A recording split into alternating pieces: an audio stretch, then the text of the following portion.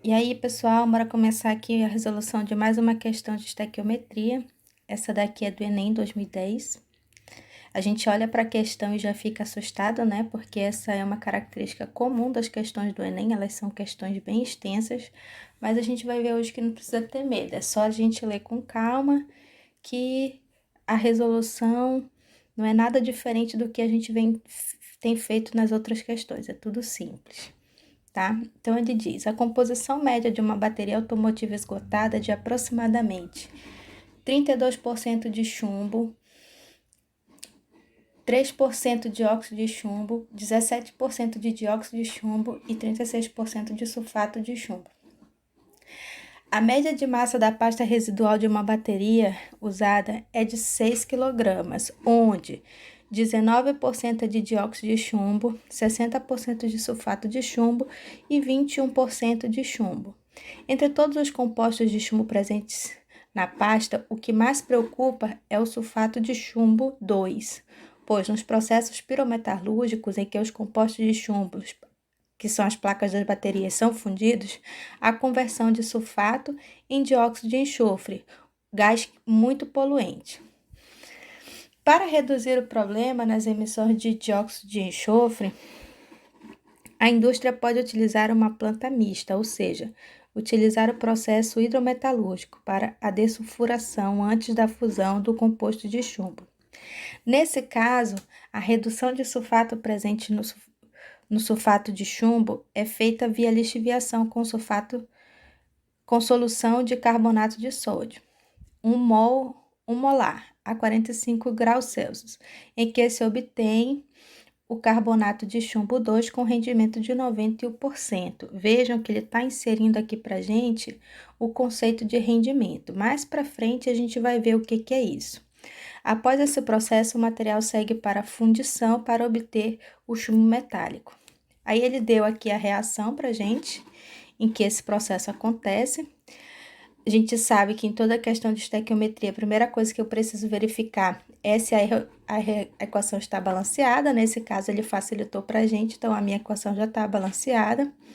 As massas molares aqui de todos os átomos ele já deu, mas lembrando que caso ele não dê, tem na tabela periódica e na prova do Enem vem a tabela periódica para consultar, então isso não é uma preocupação. E aí, finalmente, a gente chega no que ele realmente está querendo da gente, né?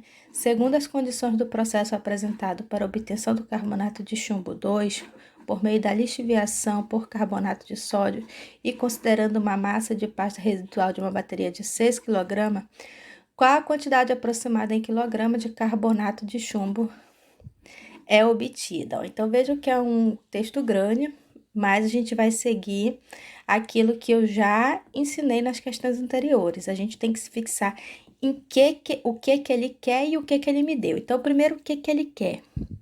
Ele quer a massa de carbonato de chumbo. Então, eu vou ter que relacionar carbonato de chumbo e qual foi essa é a informação que ele quer. E aí eu tenho que me concentrar agora no que ele me deu. 6 gramas da pasta residual. Então, ele me deu a quantidade da pasta residual, né? Mas na reação eu não tenho pasta residual. O que que eu tenho? Eu tenho uma das composições da pasta residual, ó, que ele deu bem aqui, ó. Qual é a composição da pasta residual? Quem que eu tenho na minha reação? Sulfato de chumbo. Então, aqui é a primeira coisa que eu tenho que ver, ó. Ele me deu 6 quilogramas da pasta. Isso daqui é o meu 100% que ele me deu na questão. E aqui, ó, ele me diz que 60% dessa pasta corresponde a sulfato de chumbo, que é o que eu tenho. Então, 60% vai equivaler a PbSO4 disso daqui, né? Então, isso daqui vai ser meu X. Resolvendo isso daqui, eu vou achar que eu tenho 3,6 quilogramas de PbSO4. Então, agora, ó, eu tenho justamente para relacionar aqui na minha questão, tá? Então, aí agora eu faço a proporção estequiométrica normalmente. Calculo a massa molar do PbSO4, que a gente já sabe, vai ser o quê? Vai ser a somatória das massas molares dos compostos que compõem. Então, a do chumbo é 207, mais a massa do enxofre, que é 32, mais a do oxigênio, que é 16, vezes o número de oxigênio que eu tenho. Isso daqui vai dar igual a 303 gramas de PbSO4. Vou fazer a mesma coisa aqui para o carbonato de chumbo. Então, ele me deu aqui que a massa do chumbo é 207, mais a massa do carbono, que ele também me deu aqui, que é 12, mais 16, que é a massa do oxigênio, vezes o número de oxigênio que eu tenho na molécula, que é 3. Calculando isso daqui, eu vou achar 267 gramas de carbonato de chumbo. Então, agora eu faço aquela proporção estequiométrica normal que a gente já sabe fazer, ó. Pela reação, eu sei que 303 gramas de PbSO4 está para 267 gramas de PbCO3, ó.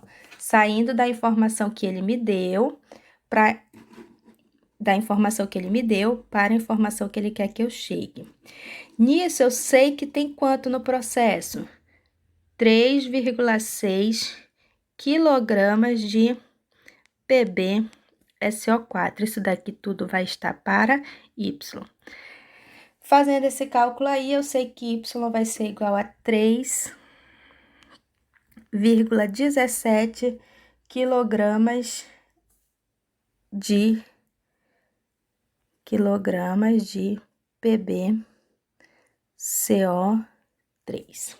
Se eu for precipitada aqui, eu já vou querer marcar a letra D aqui, né? Só que aí eu tenho que lembrar de uma informação que ele me deu aqui na frente, ó, referente ao rendimento. Lembra que eu falei? O que é o rendimento? Toda reação química é muito difícil você obter 100%, ou seja, todo o produto se transformar em reagente. Alguma coisa sempre se perde ali no meio do processo. Então, o rendimento, ele vai te dizer realmente isso, né? Quanto realmente foi obtido na reação. Aqui ele está me dizendo que esse rendimento foi de 91%. Então, isso significa o quê? Esse 3,17 quilogramas seria se eu tivesse 100% de rendimento. Mas aí ele me disse que eu tenho 91, então o que que eu vou ter que fazer? Eu vou ter que fazer mais uma regra de X aqui, uma regra de 3 aqui. 3,17 quilogramas de PbSO4 se o meu rendimento fosse 100%. Mas a gente sabe que foi de 91% que ele me deu aqui, né? Então, realizando essa última regra de 3, a gente vai ter que, na verdade, foi obtido 2,88 quilogramas